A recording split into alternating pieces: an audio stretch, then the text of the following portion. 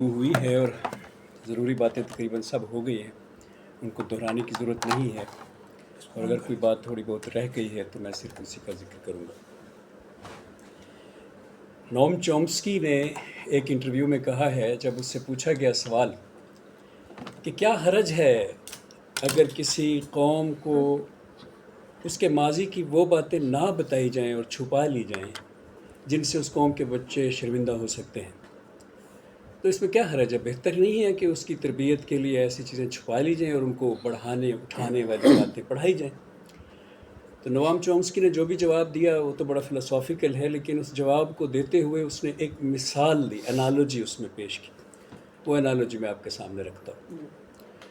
उसने कहा कि अब यहाँ अमेरिका में देखो कि जो काले और गोरे हैं, इनमें जिन बच्चों को कालों की हिस्ट्री और गोरों की हिस्ट्री नहीं पढ़ाई जाती और ये नहीं बताया जाता कि ये यहाँ ग़ुलाम बनाकर लाए गए थे और इनको इतना अरसा जो है वो दबाया गया और तब जाके अब जो मतलब ये जिस तरह के हैं तो ये बने, वो ये समझते हैं जिनको नहीं पढ़ाई जाती कि इनके या तो डीएनए में कोई मसला है, या इनकी खोपड़ियाँ छोटी हैं, या इनका कोई खून ख़राब है। वो ये समझते हैं कि ये बेसिकली इस काबिल नहीं थे, उतने इर्तिक़ा याफ्ता नहीं थे जितना एक गोरा हो सकता है। अगर वो ये पढ़ लेते कि उनको इतना प्रेशराइज़ रखा गया है तो उनकी राय ये ना होती, वो समझ जाते कि जब भी किसी को चंद सदियां प्रेशराइज़ रखा जाएगा तो उसमें वो सवाल ये था कि इनमें गुर्बत क्यों है, दूसरों से पीछे क्यों हैं गोरों से।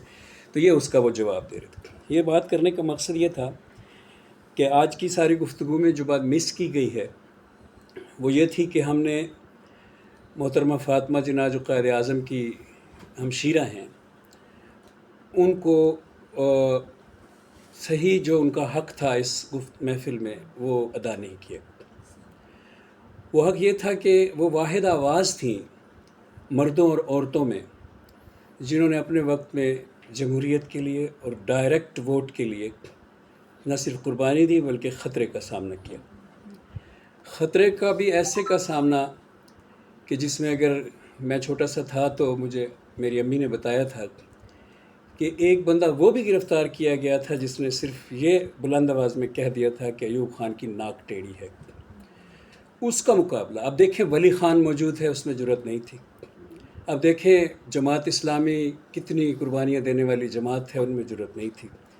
अब देखें जो शेख मुजीबुर रहमान मौजूद था, उसमें ज़रूरत नहीं थी। और ये सब तीनों मुखालिफ थे, लेकिन इन्होंने मिलकर फ़ैसला किया कि ये जो हस्ती है इसको सामने खड़ा कर दें तो वो ख़तरा जो बहुत ज़्यादा लग रहा है हमें ज़रा कम हो जाएगा, इसकी थोड़ी बचत हो जाएगी। यहाँ पे मैं मुड़ने से पहले जो ज़रा आसान गुफ्तगू है उसकी तरफ मुड़ने से पहले आखिर में मुश्किल बात थोड़ी सी और ये भी अर्ज़ करता चलूँ कि बात यह है कि ये जो सिलसिला यहाँ पे थोड़ा सा भी हुआ है, जितनी भी बात हुई, जैसे सिर्फ 3 शेर में आरिफ साहब ने अपना मुकदमा पेश किया है, और ये बहुत बड़ी बात है। मैं सलूट पेश करता हूँ आप सबको। ये बहुत बड़ी बात है क्योंकि जमहूरियत की ये ब्यूटी है कि उस पे वक्त आते रहते हैं। जमहूरियत एक प्रोसेस का नाम है। एक बड़ी बहस किया करता हूँ मैं अपने कम्युनिस्ट दोस्तों के साथ अक्सर कि जमहूरियत कम्युनिज़म से बहुत मुख्तलिफ चीज़ है। यहाँ इनकलाब का ख्वाब देखना बेवकूफ़ी है, इश्तराकी इनकलाब की तर्ज का ख्वाब। जमहूरियत लंबा इंतज़ार करवाती है। 2 इदारे होते हैं, एक का नाम होता है हाउस ऑफ लॉर्ड्स और दूसरे का नाम होता है house of Commons. Mother of democracy की हिस्ट्री में आप पढ़ लें, यानी वहाँ पे तो बाकायदा ये दो इदारे थे, बाद में ये सिंबॉलिक होते हैं। जो हाउस ऑफ लॉर्ड्स होता है उसका पहले वॉल्यूम बड़ा होता है। आलमोस्ट जब मदर ऑफ डेमोक्रेसी ब्रिटेन का हाउस ऑफ लॉर्ड्स और हाउस ऑफ कॉमन का जब उन्होंने हाउस ऑफ कॉमन्स को इवन अलाउ किया था तो उनकी परसेंटेज 10% थी और 90% हाउस ऑफ लॉर्ड्स की थी। यहाँ रेवोल्यूशन नहीं होता डेमोक्रेसी में, रोटेशन होती है। यानी आप हाउस ऑफ कॉमन्स को आहिस्ता आहिस्ता रोटेट करवाते हुए तरबियत देते हैं कि वो हाउस ऑफ लॉर्ड्स से आपने हुकूक लेने के लिए आहिस्ता आहिस्ता बढ़ाते रहें उस वॉल्यूम को, اور پھر وہ وقت آتا ہے کہ ہاؤس آف لارڈز اور ہاؤس آف کامن دونوں 50% ہو جاتے ہیں، اور پھر وہ وقت بھی آتا ہے کہ ہاؤس آف کامنز بہت زیادہ پھیل جاتا ہے، یہ کوئی 200 سال 150 سال لگ جاتا ہے۔ اب دیکھیں وہاں ہاؤس آف لارڈز نہیں ہے، تو جب ہم نے پاکستان بنایا تو پہلی جو بات ہم اگنور کر دیتے ہیں، نظر انداز کر دیتے ہیں، وہ یہ کہ ہمارے پاس آئین نہیں تھا۔ دوسری بات یہ ہے کہ 1947 میں ہم فوراً الیکشن نہیں کروا سکتے تھے، تو ہمیں 1946 کے الیکشنز کو لینا پڑا، اور 1946 کے الیکشنز کی جو جماعت تھی جیتی ہوئی، اگرچہ مسلم لیگ ہی تھی، لیکن وہ جماعت ہمارے ویسٹ پاکستان میں مسلم لیگ متحدہ مسلم لیگ تھی، یعنی اس میں یونینسٹ پارٹی تھی، اس میں جاگیردارانہ نظام سے منسلک تمام لوگ تھے، اس میں اس جماعت میں اتحاد کر کے بھی مسلم لیگ نے ہمارے اس علاقے میں 87% ووٹ لیے تھے، اور وہاں بغیر اتحاد کے، بنگلہ دیش میں بغیر اتحاد کے انہوں نے 99.1% ووٹ لیے تھے، اور جو یہ 87% ووٹ ہیں ان میں مسلم لیگ کے اپنے ووٹ صرف سندھ میں تھے، پنجاب میں اور صوبہ سرحد میں تو بالکل کانگریس تھی۔ تو اس وقت جو سچویشن بن رہی ہے اس کو ذرا دیکھیں کہ مسلم لیگ بنتی 1906 میں بنگال میں ہے، اس کے پہلے لیڈرز جو ہیں نواب وقار الملک، نواب محسن الملک، خواجہ ناظم الدین بعد میں اس میں یہ سب بنگال کے ہیں، خواجہ ناظم الدین کے زمانے تک یہ سب بنگال کے۔ ان کے جو بڑے مسلم لیگ کے صاحبان ہیں وہ عوام ہیں، حسین سہروردی شہید ہیں، مولانا بھاشانی ہیں، ہمارے جو بڑے لوگ ہیں وہ نواب ہیں، وہ سردار ہیں، وہ جاگیردار ہیں۔ تو یہ جو ڈیفرنس تھا یہ بیسیکلی ہاؤس آف کامنز اور ہاؤس آف لارڈز کا ڈیفرنس تھا، یعنی بنگلہ دیش جو ہے وہ ہماری ڈیموکریسی کا ہاؤس آف کامنز تھا۔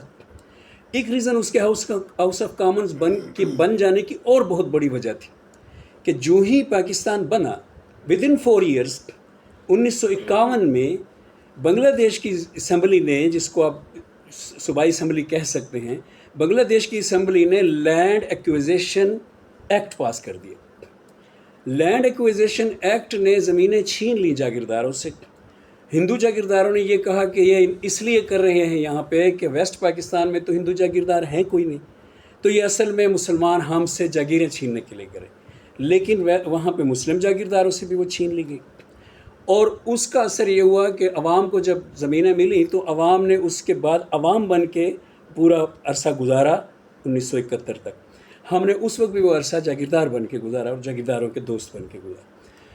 سو پوائنٹ یہ ہے کہ ہاؤس آف کامن اور ہاؤس آف لارڈز کو الگ الگ نہیں ہونا چاہیے تھا، یہ الگ الگ ہو گیا، تو اس کی وجہ سے ہمیں نئے سرے سے زیرو سے ڈیموکریسی شروع کرنی پڑی، اور ہاؤس آف کامنز نئے سرے سے آغاز کرنا پڑا، اور ہاؤس آف لارڈز جو ہے وہ ہمارا مستقل موجود رہا۔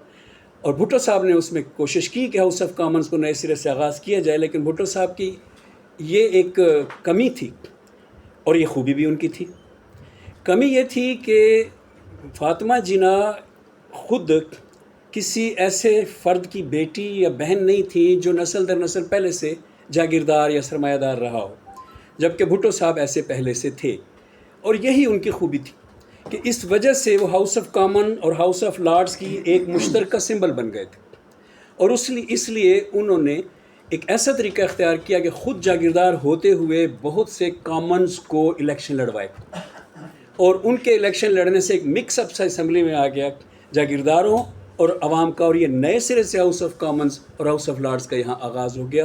ادروائز وہ جمہوریت جو کامیابی کی طرف جا سکتی تھی وہ اس الیکشن کے ساتھ ہی جو 1965 میں ہوا تھا ایوب خان اور محترمہ فاطمہ جناح کے درمیان، اس کے ساتھ ہی وہ امید بالکل فائنل ختم ہو گئی تھی کہ 71 بچے یعنی بنگلہ دیش بچے گا۔ وہ ریزن یہ تھی کہ اس میں ہمارے ساتھ بنگلہ دیش کی عوامی پارٹی فاطمہ جناح کے ساتھ کھڑی تھی۔ فاطمہ جناح کے ہار جانے کی وجہ عوام نہیں تھی۔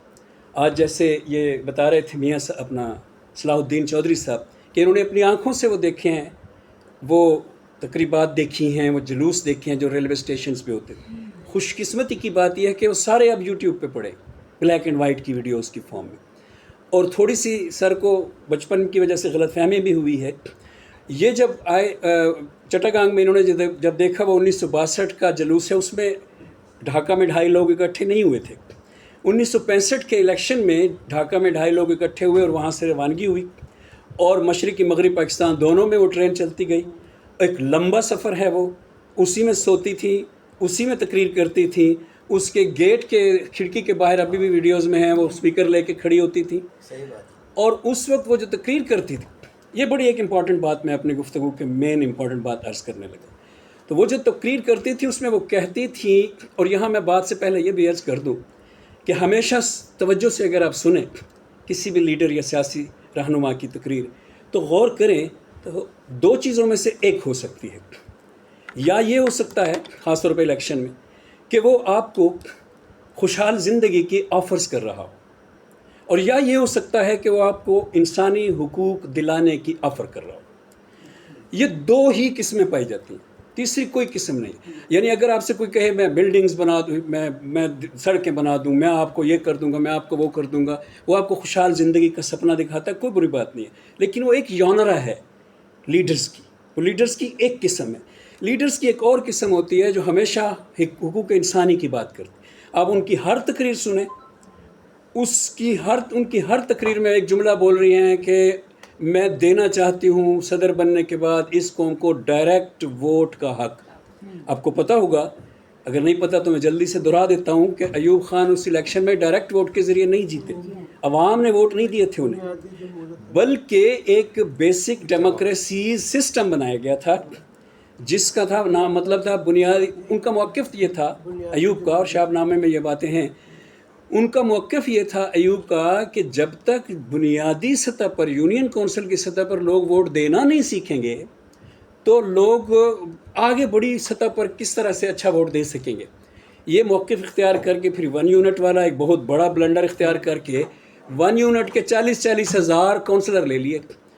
40,000 1 یونٹ بنگلہ دیش کے سے آگے کونسلر, اور 40,000 1 یونٹ ویسٹ پاکستان سے آگے کونسلر. 80,000 یونین کونسلز کے کونسلر تھے جنہوں نے 62 میں اسمبلی بنائی, ووٹ دے کر قومی اسمبلیاں بنائیں, 156 افراد پر مشتمل صوبائی اسمبلیاں بنائیں. پھر اس نے آئین بنایا, اس اسمبلی نے جس کو 80,000 بلدیاتی کونسلروں نے قومی اسمبلی میں بدلا, اس اسمبلی نے آئین بنایا, اور پھر اس آئین میں صدارتی انتخابات کو جائز قرار دیا گیا.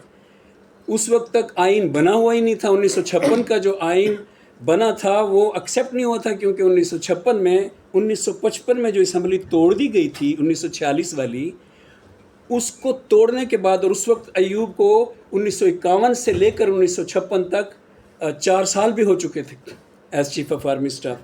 سو وہ جو اسمبلی توڑ دی گئی تھی اس کے بعد 1 سال کے لیے اسمبلی بنی تھی 1956 میں, اس خیال سے کہ یہ ایک آئین بنائے گی, اور اس نے آئین بنایا. اسی نے تو ہمیں اسلامی جمہوریہ پاکستان کا نام دیا ہے, اس اسمبلی نے, وہ بہت اچھی بات ہے. لیکن اس اسمبلی کو, آئین کو عوام نے قبول نہیں کیا. تو 1962 میں یہ آئین اس اسمبلی نے دوبارہ بنایا جس کو 80,000 یونین کونسل کے لوگوں نے اسمبلی.